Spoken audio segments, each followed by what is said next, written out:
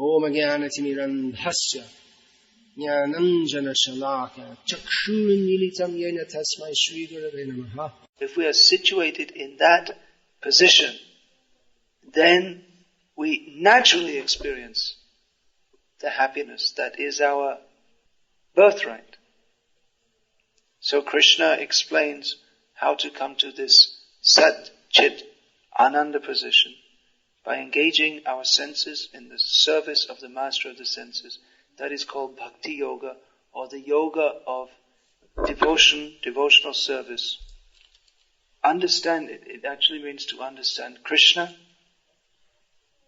which, again, it's a big topic to understand who is Krishna. Sometimes equated with that vague term, God. Our eternal relationship is with Krishna, who is the reservoir of all pleasure. Coming out of that reservoir, we cannot experience happiness. When we go to Krishna, who is the reservoir of all pleasure, and engage our senses in the service of His senses, then automatically the happiness of the soul, which is unlimited, compared to this highly limited and not only limited but deformed or contaminated so-called happiness of this material world, then when we actually experience that, then we can understand how petty and futile is this endeavor to enjoy in the material world. Now, having said that, we may think then, well, where's the cave? I should head for the cave and stop trying to enjoy my senses. But that is one famous method, to go to a cave. But better than that, as recommended by Krishna to Arjuna in Bhagavad Gita, Bhakti Yoga means not to artificially withdraw the senses from the sense objects, because that also doesn't work. Because the tendency of the senses is to engage with the sense objects. But rather we should engage the senses in interacting with the sense objects in a manner that uncovers our natural, spiritual, sensual desires. Now, what this means practically is that instead of looking at some material object that I may think is pleasing to me. So tonight we have pleasure beyond sex. So generally a man likes to see the form of a beautiful woman. Who's the most famous and popular film actress in America today? Who? Angelina Jolie. Angelina Jolie. Okay. So everyone likes to look at her.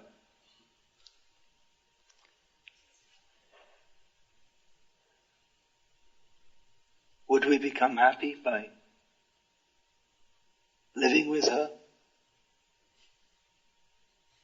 Think so? Maybe. In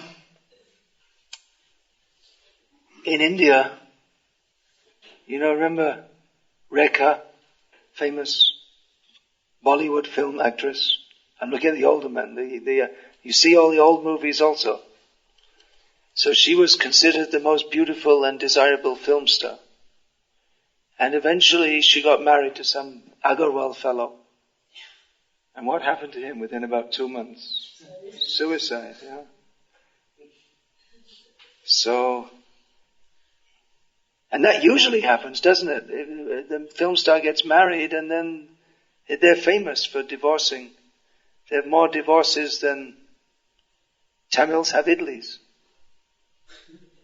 Or Sindhis have chapatis. Well, maybe not that many, but they're famous. If you get married, why divorce? If the idea is you live with someone, you'll be happy, but they can't be happy. Actually, it's usually the most beautiful and famous and rich who can never have any stable relationship. So the idea that this will bring us happiness, factually, it doesn't. But we are recommended to see the beautiful form of Krishna.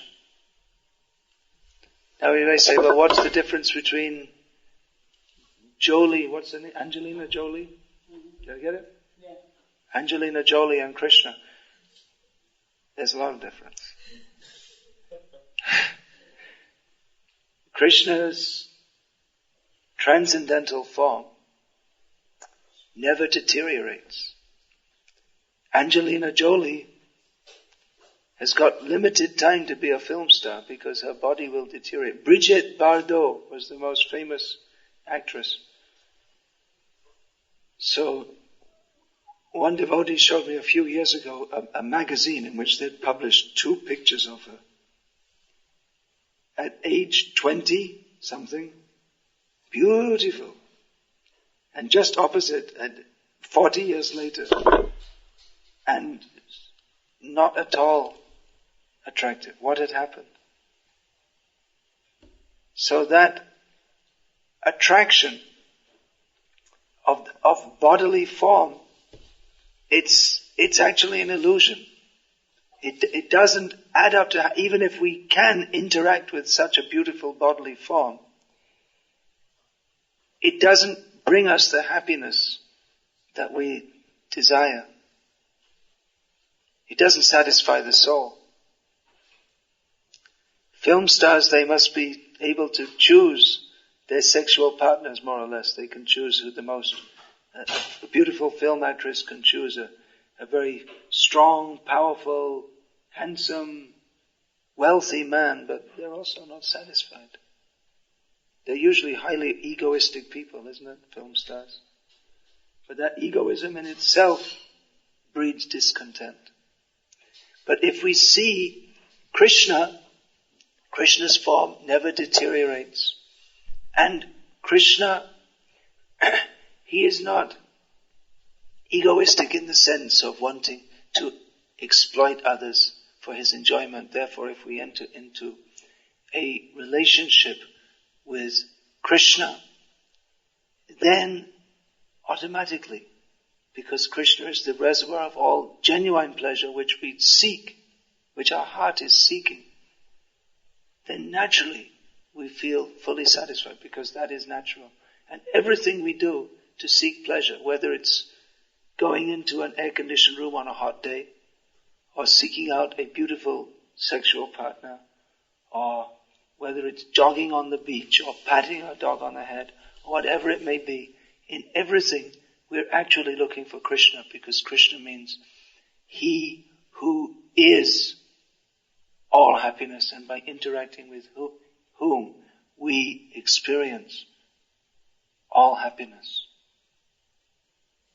So, the Vedic literatures, they advise us to seek pleasure beyond any pleasure in the material world, because any pleasure in the material world, by definition, is limited, temporary, and the cause of more distress. Any activity in this material world causes us to, it creates a reaction. For every action there is an equal and opposite reaction on the karmic platform also. Which means that anything we do with the idea of enjoying myself, that is an exploitive thought which causes us to generate a future reaction that we have to be born again to undergo. And it goes on, it's a chain. It goes on and on and on and on. So, punarapi jananam, punarapi maranam, again and again, birth and death. This chain can be broken out of when we stop trying to enjoy our senses, or stop trying to enjoy ourselves on the material platform, and simply think how to serve Krishna on the spiritual platform. That's it in brief. That's what I wanted to talk about. Are there any questions? place. Everybody in this material world is searching for pleasure. Right. Yeah. Everyone in this material is searching for pleasure. Sometimes people even commit suicide for pleasure. As you said, they commit suicide for pleasure means they think I'm so unhappy that I'll get more pleasure by being dead. It's also seeking for pleasure, isn't it? Even committing suicide. It's a sad state of consciousness. But even that is sought after for pleasure. People who commit suicide because they are frustrated with this material world. They want to end up that frustration, so they commit suicide. They want to end up frustration, but they become ghosts. That's what happens. So the question is, like when you are trying to become a devotee, and when you are living among the people in a society, like especially in a Western society or in big metropolitan cities, where everybody is more or less in mode of passion, and everybody doesn't have the idea that the material pleasure is real, is like a oasis in the desert. So how do you manage yourself in that kind of society? Like for example, when I go on the street, everybody here, like I come from India, where in India public romance is not that much seen. Yeah. And then here, every now and then I see people doing public romance. Like, how do I'm not a pure devotee, and I'm just an ordinary. How to survive in the Western world spiritually? In the midst of, like, I get disturbed.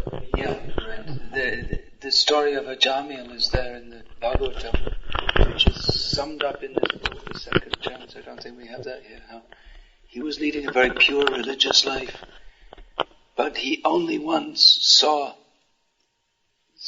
a drunken couple embracing, and then his mind got carried away, and he left his wife and went to that prostitute, and he lost everything by doing so. Then what to speak of us who all the time in the modern world see this kind of behavior which was previously taboo in the Western world also. By the way, it's not, 100 years ago in America that would be considered a social outrage also. But now it's become very free. Again, I was saying near the beginning of the lecture about Freud and the idea of that we should give up these taboos and just indulge our senses. So yes, it is difficult, but therefore we have to take the spiritual protection of chanting the holy names of Krishna, making our intelligence strong. In Bhagavad Gita, Krishna talks about this, that why, the important question of Arjuna, that why do we do wrong things, even we know it's wrong and still we do it. We don't want to do it, but it's almost by force, we're forced to do so. And Krishna explains that it is because of deep-rooted lust, which acts as our enemy. Lust almost forces us to do things that we don't want to do. But then Krishna explains how to overcome that lust by knowing that the soul is transcendental to this body. That there are the senses, the mind, the intelligence, and above that is the soul. So above the senses is the mind, above the mind is the intelligence, and above the intelligence is the soul. So knowing this, taking this knowledge that sensual interaction is at the lowest level, then we should use the intelligence to control the mind and senses, and in this way conquer this enemy in the form of lust. But it's not easy, and it's not a one-day job, and therefore we have the process of Bhakti Yoga, which means a gradual process of purification. I've written a book which is quite useful in this regard, this on brahmacharya, which is almost an unheard of concept in this part of the world, but which is very useful. Brahmacharya, it doesn't actually, people think it means celibacy, but actually brahmacharya means spirit. It literally means spiritual life. But spiritual life begins with non-engagement of the senses with the sense objects for the purpose of material enjoyment. So if you like, do we have that? Do we bring the books? He's bringing those books. You can see that.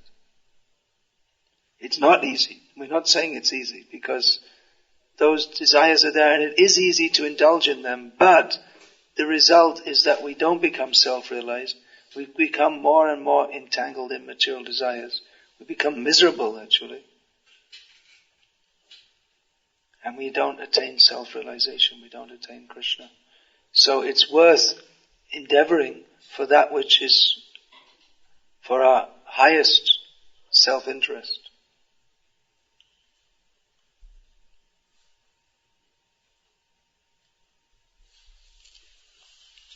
Anything else? Yeah, please. Maharaj, in theory, I believe that I should be a good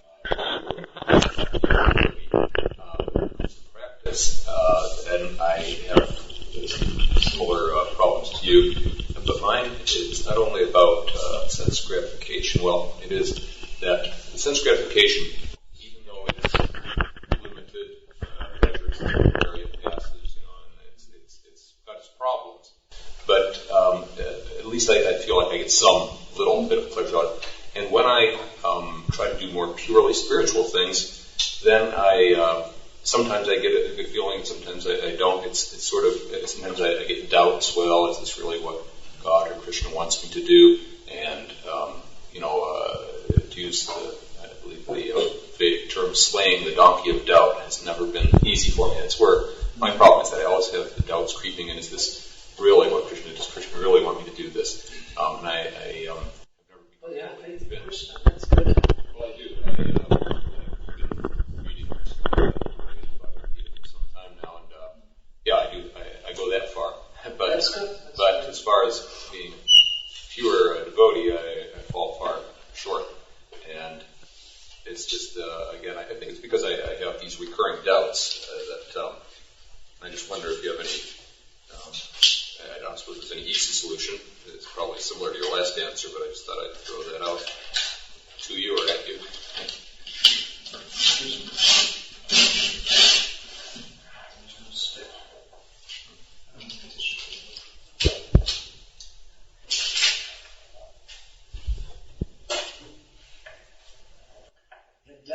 Well, that's another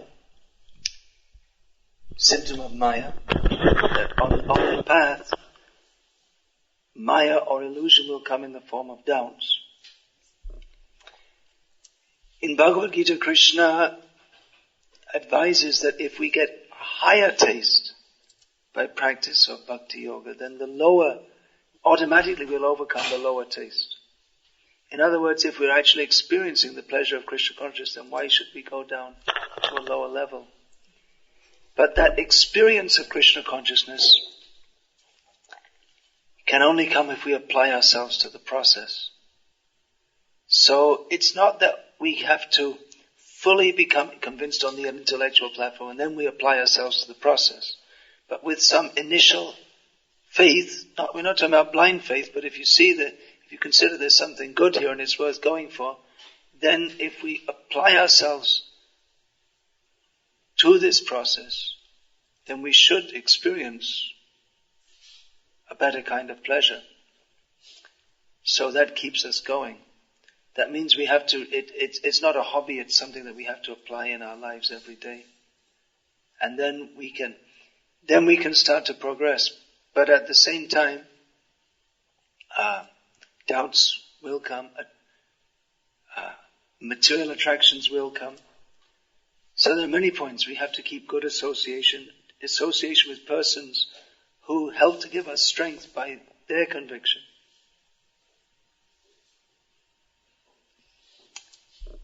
Now he may say, well, it seems so difficult, then why should we bother? Why don't we just, go and drink a beer or, just forget the whole thing?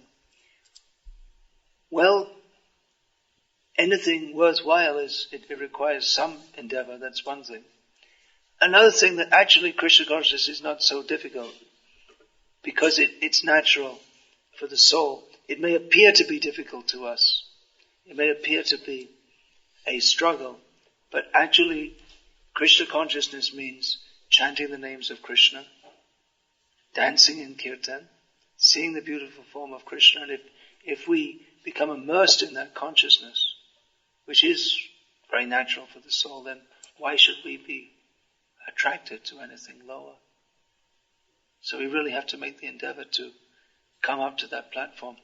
But an example can be given that if we're building a fire, we're pouring gasoline on one side and pouring water on the other side, then we're not going to get a good fire. So if we practice bhakti yoga on one side, but on the other side we're also we're making endeavors to enjoy this material world, it's not going to work out. So it really requires a level of, if we're going to make progress, it requires commitment. Yeah.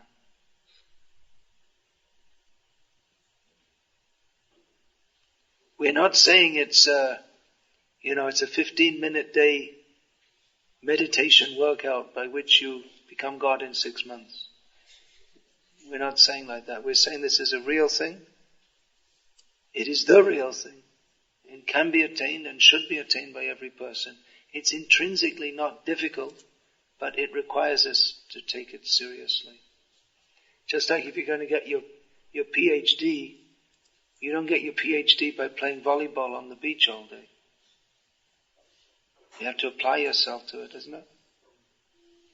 Why do you do that? Because you think it's something worthwhile attaining. And you do get something from that. I mean, you may say, well, we can see something tangible from that. If I get a PhD, then hopefully you should be able to get some kind of job or whatever, teaching post at least or something. So you may say, well, what do we get from Krishna consciousness? Maybe not a teaching post in the university or a job, but something that will give us actual satisfaction in this life and eternally. In other words, we have to, well, just like most of you are becoming PhDs, that means you've set your sights higher than most people. And you have the opportunity to not only go higher than most people, but you're taking it up. So our proposition is go further. Why go only high in the educational field or the intellectual field? Why not go for the highest? Everyone can do that. And of course you don't need to be a PhD to be Krishna conscious. But the example is given, it's just an example that the greatest height we can reach, paradoxically, is by considering, as Chaitanya Mahaprabhu taught ourselves, we should consider ourselves Trinada Pisunich, lower than the straw in the street. The highest we can go is, instead of trying to build myself up, just to consider that I am the humble servant of Krishna. That is the highest position for the soul.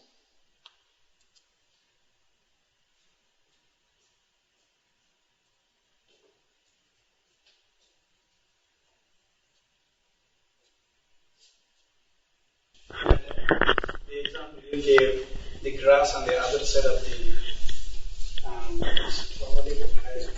grass is always greener on the other side. On the other side. So if that is an illusion, an illusion to be giving an example like that, that means, but do you attain perfection by forcing yourself? Let's say I see the grass on the other side, it's green. Well, first of all, let's define what perfection is. Otherwise, we're talking about how to attain it. first of all we should understand what it is, then we can aim at it. Right? We can't talk about attaining perfection unless we understand what it is. So the first question should be answered first. You have some idea about how to attain perfection, but it's like, if you don't know what it is, it's like, trying to study history with a Bunsen burner. Bunsen burner is methodology for one discipline, not for another. So perfection means to understand who we are and to act in that position. In other words, to come to our natural position. That is perfection. Jiva Swarupai Krishna Nityadas. The perfection of the jiva is simply to understand and act on the principle that I am the eternal servant of Krishna. That's it. Then, what question follows from that?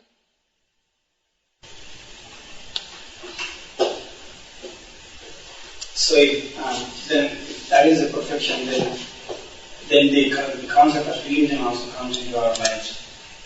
Yeah, illusion means to think in any way different from that. So practically everybody is in the illusion. Yes, not practically. Practically means almost. But, yeah. So this material world is the world of forgetfulness of Krishna. Yeah. So if everybody is in illusion, then more or less devotees can also be affected by illusion. Well, pure devotees are not affected by illusion, but those who are not perfect in devotional service are affected by that illusion, yeah.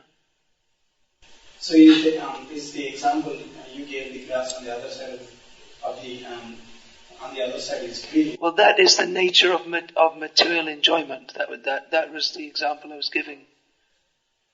That in terms of material enjoyment, we always think that what I have now is insufficient. Let me try somewhere else. In New York, they'll give an advertisement, see California for a holiday, and in California, see New York. But if New York's so good, then the New Yorkers should just stay there. And vice versa. So, what are you saying? That attaining of Krishna consciousness that's also another kind of illusion, is it? No. But it's difficult to act in the position of not getting deluded, seeing the other side. Even with math. Well, just then we have to apply our intelligence, that's all. We take knowledge from Bhagavad Gita and apply that intelligently in our lives to understand that the nature of material enjoyment, it doesn't satisfy the soul. We should be able to see that. If material enjoyment is actually the cause of happiness, then we should suppose that people in this area should be happy. Right? But, what do you think? Not happy. It's quite obvious, isn't it? So you can apply your intelligence all the time until it becomes a natural thing. Until the mind is trained to act in a way in which we're always acting and thinking in a manner that is conducive towards developing our Krishna consciousness. It may seem unnatural because we're so much used to being in an unnatural position of considering sense enjoyment to be enjoyment, that it may seem natural. Just like that I was quoting. Chok jodi balo lage kena dagbona. If it looks nice, why shouldn't I look at it? If it appeals to me, then why shouldn't I see it? But we should know that yehi sangsparshaja bhoga dukkha yoniya evate. That the interaction of the senses with the sense objects causes distress ultimately. For this, to understand this, one thing is we have to be fortunate That means to have some development. Generally that requires some developed spiritual intelligence from previous life. And we have to regularly hear from persons who are on a platform of higher consciousness. And as we hear and practice, then that becomes natural for us. It is actually natural for us, but because we're in an unnatural position, then we consider it unnatural. Where are you from? So you said you're from Bihar, is it? You're from South India. Okay, I just wanted to give an example from Bihar or Bengal. I spent many years in Bengal. Sometimes have the experience in the middle of winter when it's quite cold of, you see that the fan is in the room, the ceiling fan, and you wonder, what on earth is that fan for? How could it possibly be used? It's so cold, and why would you want to cool it, the situation down? But a few months later, it's on 24 hours a day, and you wish you had an air conditioner. But because day after day after day it's cold, then you start to think, well, this is how it always is and always will be. Even though you know you've been through so many hot summers, but you just kind of expect that after a few days of it being so cold, you just expect it to be normal. That's the way it is. That's the illusion, that whatever situation we're in, we tend to think of it as reality. If we're sick for a few days, we start to think, we can't imagine what it's like to be healthy again. It just seems like it's going to go on forever. We just start to think of it as normal. When we're sick and weak and we see a whole flight of steps and we see someone run and jump up the steps, we wonder, how can they do that? Because we even though we ourselves had the ability to do so just a few days ago, now we don't have, after a few days of not having it, we start to think that, how is it possible that anyone can just jump up those stairs so quickly? We become illusioned to thinking that our present situation is the way it is and always will be. That's not intelligent. Recently I was quite sick. In India I had heat stroke. I didn't eat for a few days. I had no desire to eat or even hardly to drink. And I saw food and I was just thinking, maybe I'll never eat. I just never eat again. I just couldn't imagine eating. It just felt so unattractive. Then later, gradually, my health recovered and I started to eat. And now I'm eating every day as usual. But that's the nature of this material world, that whatever situation we're in, we think it normal and natural and the way things should be, even though it doesn't actually satisfy us. That's why we go on in the same stereotype way again and again and again and again, doing the same thing because we just think it's normal.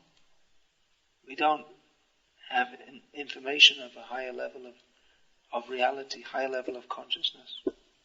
So we have to receive that information regularly from those who are in contact with that higher level and act on that level. Start to act on that level by following the process of Bhakti Yoga. And gradually our intelligence becomes purified and we think it normal to be in Krishna consciousness instead of normal to be in sensual consciousness. Conditioning. It's a matter of conditioning. Either material conditioning or spiritual conditioning. Material conditioning brings us to another body. Spiritual conditioning brings us to Krishna.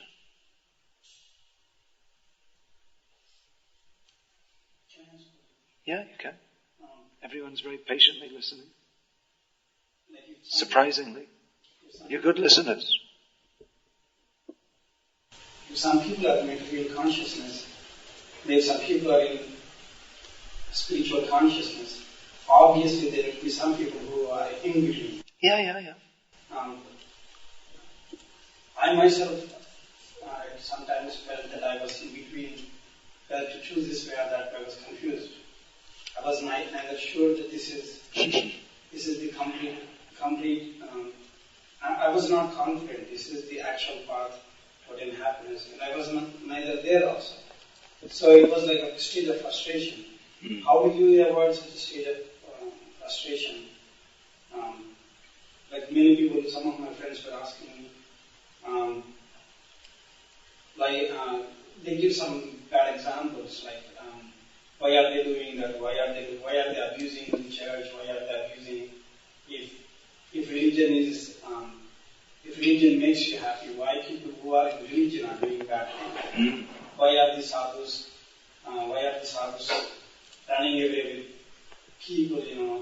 Like they are giving some kind of examples and saying that spirituality is outdated and it may not make you happy. Basically, they are trying to justify themselves, saying it may not make you really happy. And if you are following it, sooner or later you may end up in frustration. So why do you unnecessarily live for that spiritual happiness when it is not even there? And that creates doubts in you when they say that. Yeah. Well, there's no doubt that persons who abuse the position of spiritual leadership to act on a level often more gross than the average materialist, they certainly cause havoc in the spiritual faith of people who are trying to muster it up. That's a fact. But the fact that there are some cheaters in spiritual life, or that some who take to spiritual life seriously, nevertheless do not persevere on that path, doesn't mean, it's not a logical conclusion to draw from this, that everyone pursuing a spiritual path is a cheater, or everyone must fall, or that no one can ever attain to a higher level of consciousness. If that's so, then animalistic life is the only real alternative. Yes, spiritual life means to pursue an ideal. That's true. We are idealists. The alternative to that is actually animalistic life, that there's nothing in life to do but to enjoy ourselves, or suicide. Either physical suicide or the spiritual suicide of considering everything to be nothing, or voidism, that everything is nothing and there's no meaning to life whatsoever. That's another alternative to